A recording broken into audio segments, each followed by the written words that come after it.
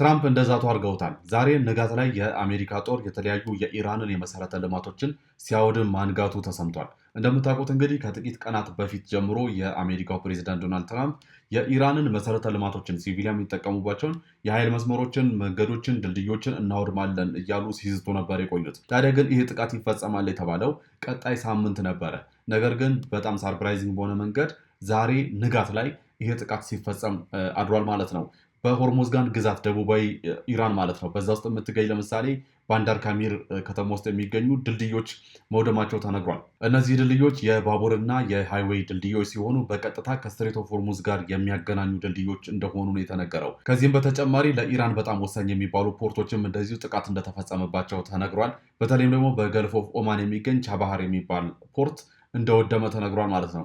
ይህ ፖርት ታዲያ ለኢራን ብቻ አይደለም፣ ለአፍጋኒስታንም ላይፍ ላይን የሚባል ፖርት ነው። እንደምታውቁት አፍጋኒስታን ላንድ ሎክድ የሆነች ሀገር ነች እና በዚህ ፖርት ላይ በጣም ዲፔንድ የምትሆን ሀገር ናት። ታዲያ ይሄ ጥቃት እንግዲህ ከኢራንም አልፎ አፍጋኒስታንን ሊጎዳ የሚችል ነው ማለት ነው። ከዚህ በተጨማሪ የተለያዩ የሲቪሊያን የትራንዚት ኮሪዶሮችም ጥቃት ተፈጽሞባቸዋል። ለምሳሌ በአይራን ሻህር የሚገኝ የሪጂናል ኤርፖርት እንደዚሁ ጥቃት ተፈጽሞበታል። ሚሊተሪውም ሲቪሊያንም ሊጠቀሙበት የሚችሉ ኤርፖርት ማለት ነው። ከዚህ በተጨማሪ በባንዳር ካሚር የሚገኝ ትሬን ስቴሽን ወይም ደግሞ የባህር ጣቢያም እንደዚሁ ጥቃት ተፈጽሞበታል።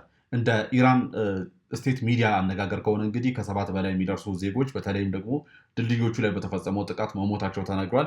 ይህም ማለት ለ6 ተከታታይ ቀናት አሜሪካ በፈጸመችው ጥቃት ከ35 በላይ የሚሆኑ ንጹሐን መገደላቸው ተሰምተዋል ማለት ነው። ከዚህም በተጨማሪ ከ300 በላይ የሚሆኑ ሰዎች ቆስለዋል ማለት ነው። ታዲያ ይሄ ጥቃት ከተፈጸመ በኋላ ኢራን በፍጥነት ወደ አጸፋ ነበር የገባችው። ባልተለመደ መልኩ ከዚህ በፊት እንግዲህ ከዚህ በፊት በተደረጉት ጦርነቶች ማለትም በዚህ ካሳለፍነው ሳምንት ጀምሮ አሜሪካ ጥቃት ስትፈጽም ኢራንም ያው ሪታሌት አድርጋለች እና ሪታሌት የምታደርገው ደግሞ እኔም በተደጋጋሚ ቪዲዮ እንደሰራሁላችሁ 3ቱ ሀገሮች ላይ ነው፣ ኩዌት፣ ባህሬን እና ጆርዳን ላይ ነው እና ዛሬ ግን ከዛ በተጨማሪ ኳታር ላይም ጥቃት ፈጽማለች። እነዚህ ጥቃቱ የተፈጸመባቸው ሀገራት እንግዲህ ሙሉ ለሙሉ የተተኮሱትን ሚሳኤሎችን እና የድሮን ባሬዶችን ማክሸፋቸውን ተናግረዋል። ነገር ግን በኳታር ሰማይ ላይ ከከሸፉት ድሮኖች መካከል የአንዱ ስብርባሪ ወርዶ አንድ ሕፃን ልጅ ላይ ጉዳት ማድረሱ ተሰምቷል። ዛሬ ታዲያ በዚህ በደቡባዊ ኢራን ላይ የተፈጸሙት እነዚህ ኦፐሬሽኖች የኢራንን የፉድ የሜዲካል ሳፕላይ እንዲሁም ደግሞ የተለያዩ በጣም ቤዚክ የሚባሉ ኔሴሲቲዎችን የሳፕላይ ቼናቸውን ሙሉ ለሙሉ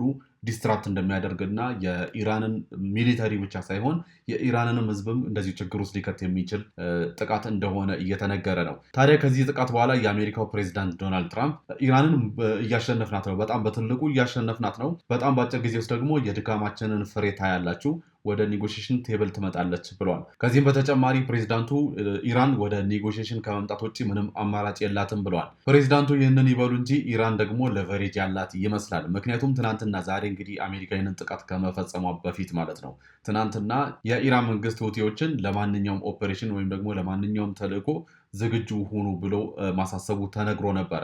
ታዲያ እንግዲህ ዛሬ ላይ ጥቃት ተፈጽሟል። ከዚህ በኋላ እንግዲህ ኢራን የሚኖራትን ለቨሬጅ በታች በቀይ ባህር በኩል የሚገኘውን ባቤል መንደብን ሁቲዎችን በመጠቀም ልትዘጋ ትችላለች የሚሉ ስጋቶች አሉ።